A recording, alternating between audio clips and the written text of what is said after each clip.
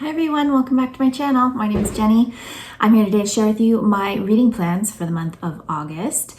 This is one of the long months, and in the long months you get that extra day or two to finish another book. So this is probably a pretty ambitious TBR for me. But I'm also going to be traveling right at the end of the month, and the plane that I'm going on does not have movies. So I'm going to be reading instead and listening to books. So that allowed me to add a couple books to my TBR. Okay, so I'm going to start off with my nonfiction for the month. A reminder that I have a Patreon book club, and this month in July, August, and September, we are reading The Equivalents, a story of art, female friendship, and liberation in the 1960s by Maggie Doherty.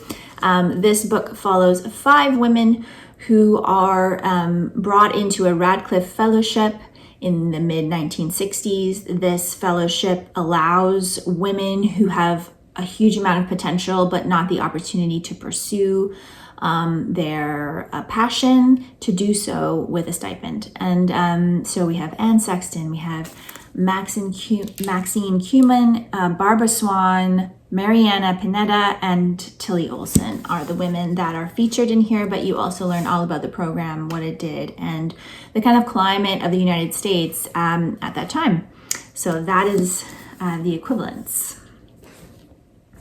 Next, we have Sharp Notions, Essays from the Stitching Life by Marita Dachsel and Nancy Lee. So this is a a Canadian publication. So I'm sure it's available to anyone. It's from 2023. And this is a series of essays about women writing about what their knitting, crochet, quilting, sewing, art making with needles and thread means to them. And I actually know one of the writers in here, Bettina Matskun. She is someone who I've taken, I originally met her through taking a workshop of hers, but would now consider her an artist friend. And so, I thought it was time to read this. The cover is really, really gorgeous, the piece that's on here with some embroidery on it. So, that is one of my reads. And then the next one is How to Raise a Feminist Son, Motherhood, Masculinity, and the Making of My Family by Sonora Ja. So, this is part of my personal research for a set of 3 pieces that I'm working on.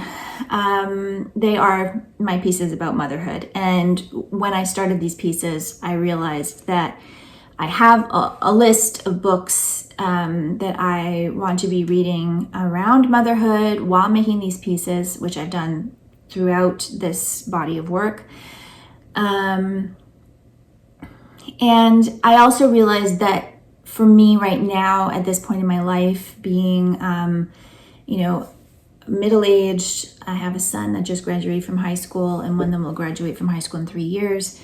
I am looking back on my motherhood journey with a lot of nostalgia, a lot of bittersweetness, a lot of that feeling of where did the time go?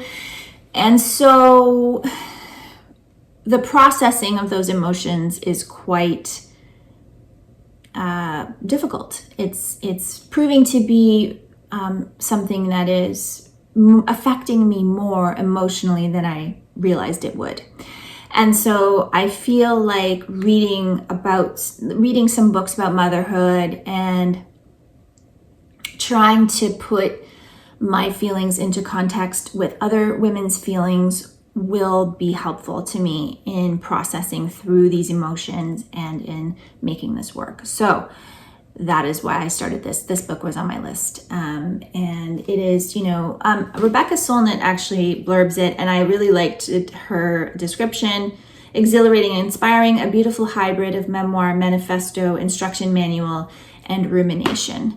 So I think that's a good way of thinking about this. And I'm excited to read it.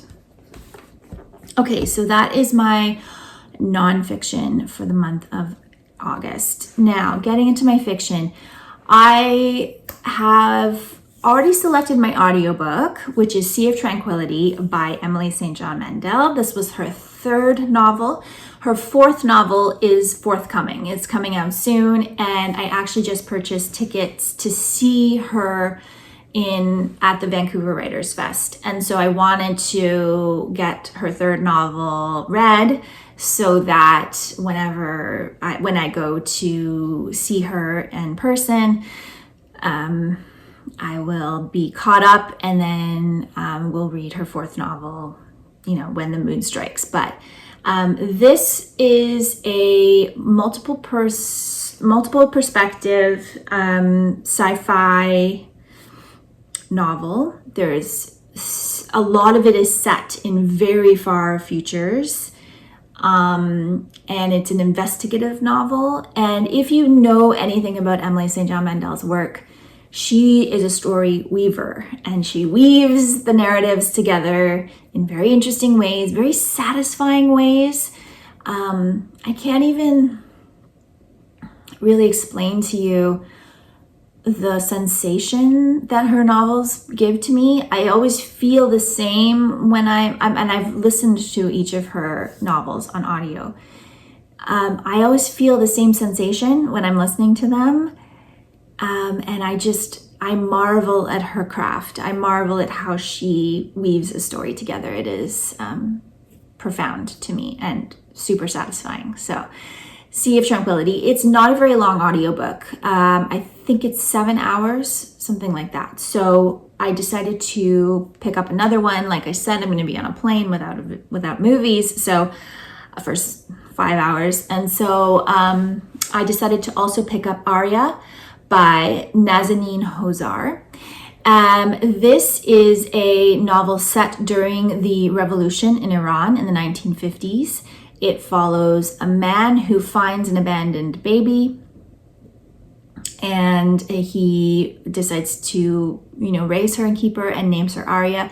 And I believe that the story is told through Aria's perspective as the Iranian Revolution is happening.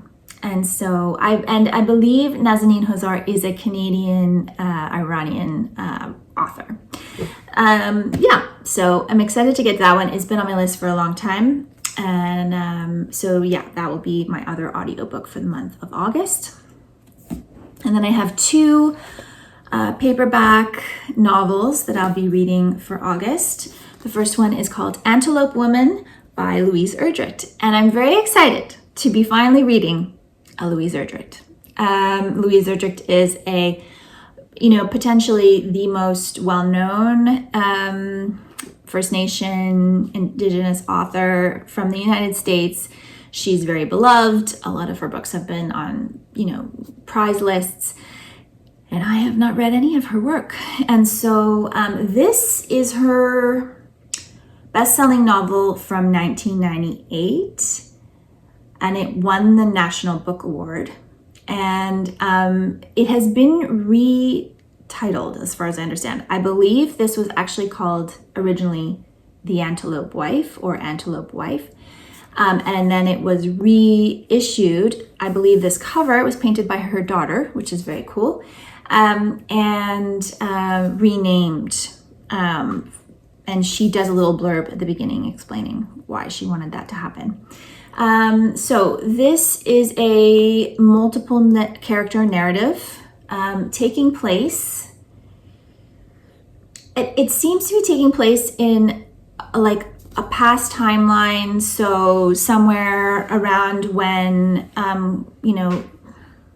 colonialization was many hundreds of years, but there's like a narrative where a young woman is abducted in the tradition of white men deciding that Indigenous women were their property and taking them with them. And I have not got to that part I have started this, but I haven't got to that part yet. But there's also a past narrative of another family. So there's two families that are kind of intertwined. And there's also this legend or spiritual lore that kind of accompanies this about a certain type of woman with a certain type of spirit and how that intertwines itself into this scenario later on in the narrative. So it's not a very linear book, so I think it's a little hard to describe it, but hopefully you got the gist of it from that. And yeah, that is Antelope Woman. Very excited to get through this. And then my last novel for the month of August is Period Pain by Kopano Matlwa.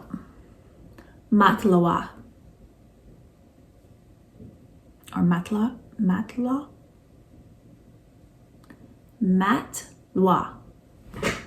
And she is a South African writer. I picked this novel up in South Africa when I was there 3 years ago. And Kopano Matlwa took the South African literary world by storm when in 2007, at only 21, she was the winner of the European Literary Award for her debut novel, Coconut. So this is a novel that is exploring contemporary South Africa, and I think it especially is exploring the under-resourced state hospitals, corruption, and graft with racial tensions and prejudices against foreigners. So, you know, it's a really short novel. So this is a lot of stuff to be packed in here. But yeah, I'm excited to get to this. I have read several novels set in South Africa, but I am particularly interested in reading more South African novels that are less about the kind of white perspective and more from, you know, contemporary Black South Africans' perspectives. So that is what this one will be. Okay, so those are my books for the month of August. I am looking forward to diving into these, and please let me know if you've read any of these. And I'd love to hear about what you're planning to read in August if you would like to share. So I will be back again soon with another video, and thank you so much for watching.